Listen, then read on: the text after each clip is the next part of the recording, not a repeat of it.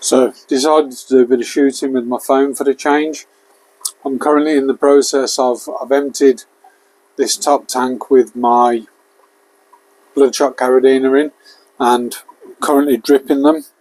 So I don't know if the phone will tilt down here, but I've got it on a gimbal. So currently in the process of dripping those. They've been in there ages. It's probably worth moving them now. And we are going to move them into this tank here. So another thing that I've done in the room, which I'm sort of really proud of, but because I'm filming on my phone I can't show you, is you can probably hear an air pump buzzing. So behind this rack here, there's a PA80, I think it's 80 litres of air a minute. It's quite a heavy pump. It runs this rack and this rack, and I could probably run all of the racks on it, but I'm not one for throwing all my eggs in one basket. So what I was trying to say is, what I've done is I use something called Tapo. So Tapo's a brand in the shrimp room, and I've got everything sort of connected up to Tapo cameras, heat and humidity sensors, and timers and all routines running on those. So I bought another couple of Tapo smart plugs, and I've called them Big Air and Small Air, and they're going to go on the air pumps. And the idea is that when I'm filming, instead of getting all that background noise and without having to sort of get behind the racks and switch pumps off, I can actually sort of switch those pumps off for a few minutes just while I sort of do some filming, and make the audio experience a little bit better. But let's get this set up on a stand, and we'll in fact I can do this on my tripod. Let's get this set up on a stand, and we'll move some of these shrimp. I'm probably done enough dripping for now, and we'll move some of these shrimp into this tank and sort of document that as well.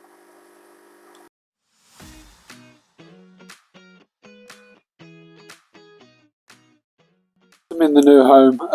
I use an orange bucket, and it's quite amazing how much colour they lose. So whether that's because they're in the dark, whether that's because they're stressed, but up in the top tank, I removed quite a lot into the mixed tank yesterday because they were very pale, and the ones that were left, I did count them actually on my little clicker. So I think there's about 42, 43 that have been moved across, and there was a lot of red, a lot of pinkness to them. So just seeing how pale they've gone moving them sort of surprised me. But they will colour up. There's definitely 3, maybe 4 buried females in there as well. So hopefully this tank will sort of pick up quite quickly. But that's just part of what I'm doing this week. My next step is I need to move stuff over into this tank, and I think I'm going to move the red galaxies for now, and I need to have a look at the tank that the red galaxies are in, just because I'm convinced there's a leak. May need resealing, but as I mentioned, in other videos or previous videos, I really want to get the low stuff up high, so I've got sort of a better view at it, and sort of keep an eye on stuff better than I am currently in my health state. So I'll sign off for now, and we'll pick back up with the next section. Just moving on, new tank, or should I say the clean tank, back in position. I haven't done the seal on the other one yet, but they've settled in, the bloodshots. I'm just topping up now the galaxies. The galaxies aren't great. There's a couple of decent ones, but most of them end up in the coal tank, and I'm probably considering buying some new off my friend Daniel. Absolutely crazy how much of a difference knocking the air pumps off in here. I'm literally just on my phone recording, and hence the wobbly screen. But and yes, as many of you know, I'm struggling to get in the car and drive. So hair's desperate need of a cut. Beard's in desperate need of a shape and a trim, and the moustache is getting really long. But what I've turned the camera on is just to show you guys a couple of things that I'm trying to do, and just flip that camera around. So the first one is I wanted to black out this tank on the end because I've not put anything in it yet. It is cycled and ready to go, but I did get quite a lot of fuzz algae on the bottom. So what I've done is this plastic sheeting that I use, I've literally shoved some down the side, shoved some on the top, shoved some at the front. The front one's just on a magnet here. And when I was putting it down the back, rather than cut a board, I just slid a board that was longer, and subsequently what it's done, it's given me black backgrounds on these, which I think is quite nice. So I'm in the process of cycling a tank using, it'll take up to 3 weeks, but I should get a lot of green wall, so obviously the pumps are off, but I'm using Tai Cheng dead shrimp powder or DSP, and the plan is that the tank next to it I need to repair. There's a slight leak in it, or want to reseal it, just for my benefit really. I can't find a leak, but I do want to reseal it, and I'll probably reseal it with clear or get a new one made. But the plan is that because of how I am, my Galaxies and my Fancy Tigers, or my decent Fancy Tigers, are down there and I want to move some sort of stuff that are smaller colonies really, that I don't need to select from it just yet down there. So plan is that I'm going to move those first, and I don't need moving, and that tank is sort of ready to go. It doesn't need resetting, but I want to move those up here first, and I put them on exactly the same soil. And then the next one will be my Fancy Tigers. I need to work out what soil they're on. I've got a feeling it's master soil, and I may have one little bag left, but I might change the soil on them and move those up as well, and those are going to go up here. So other things that we've done then, so I may have already done a video for this. So I spoke to Calvin Wong of KW Shrimps, and he's sent me a digital copy of a poster that he's done, and I asked him if I could print some off and sort of distribute them to my customers and stuff, and he's gratefully, graciously agreed and said that's fine, and that I can do that. So I've got a few of these printed off. I may shove them in some random orders, but I've already spoken to some regular customers and to offer them some. I'll just put it in their order next time they order, and my poster collection is sort of getting bigger by the day. So it would have been nice to have this as A2, but I've got nowhere to put an A2 poster, and that's the problem. I've got one on the other side of this door here, so excuse the mess, but I've got one there from my friend Trim, or Sam, and I probably need to bring that in as well. And obviously we've got this genetics poster as well. But just a little update. I'll crack on. I've got a few bits to do. Spiders are all sorted. Something down there, but I've got a video on that, so I'm not going to go into too much detail on that and tripping over stuff as we walk around. Frogs are going. Still haven't put anything in this one.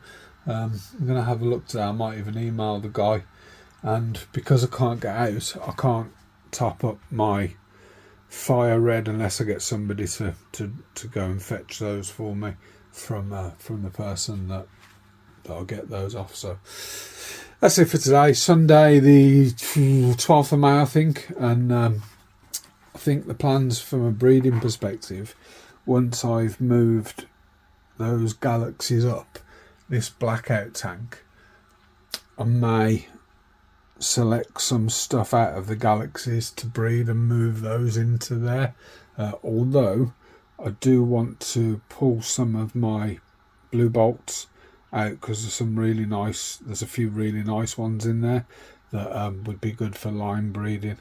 And that's about me for today, so catch you all later. Bye bye.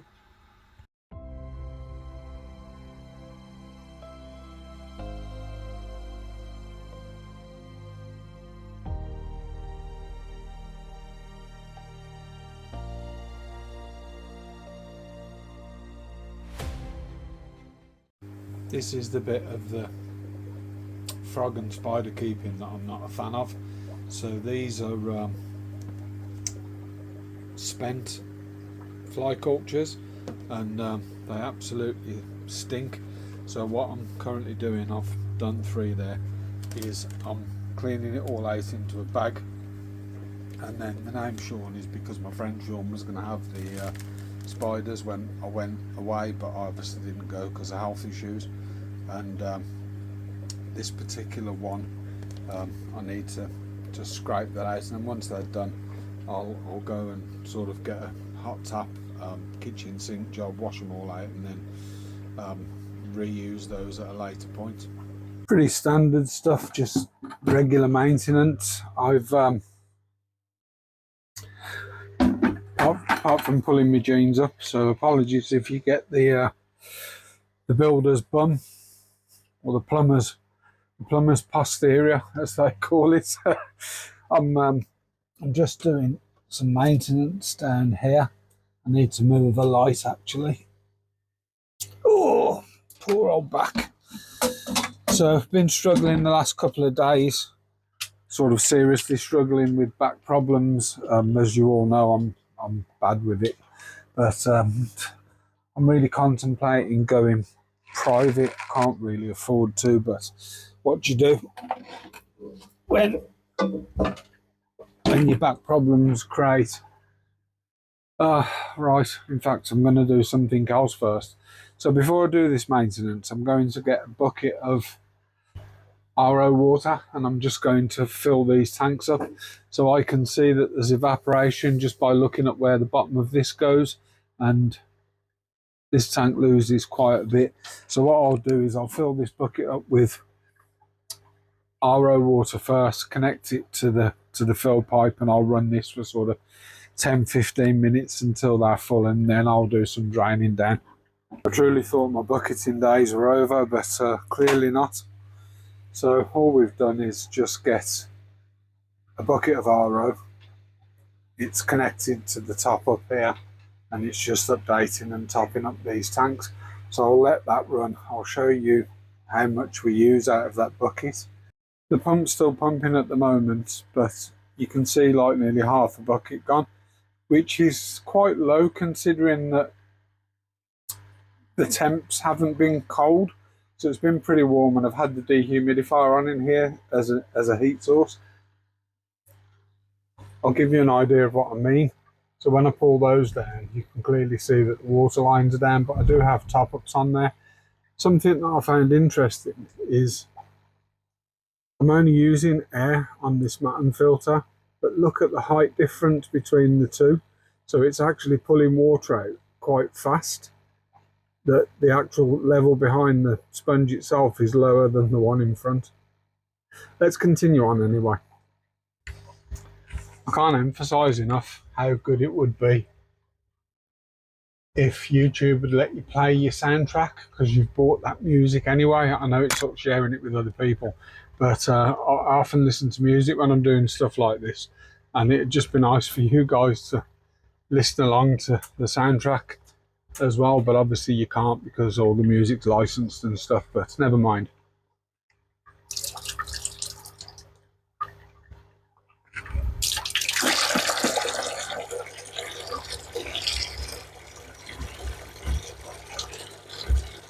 Just while I'm doing these water changes, filling up with the RO water, I was quite surprised at how little it had used of late, and I'm going to do a big water change on this one. How little it had used of late, and I did go and use the last bit of the RO on the other racks that I'm not going to do water changes on today. And how nice it's going to be once I actually get my proper plumbing in and stuff, and I won't have to keep carrying buckets outside. And although it is a nice day and a bit of fresh air is good. The drain's literally just here by the side of the door.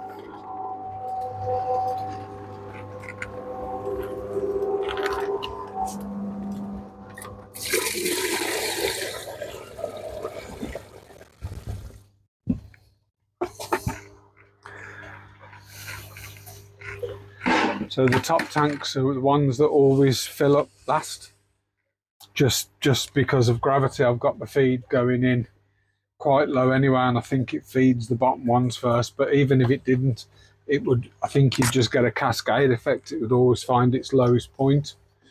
So I've got to be careful here because I've got a couple of shrimp right by the access point. And after years of sucking pipes, I should probably get myself a little pump.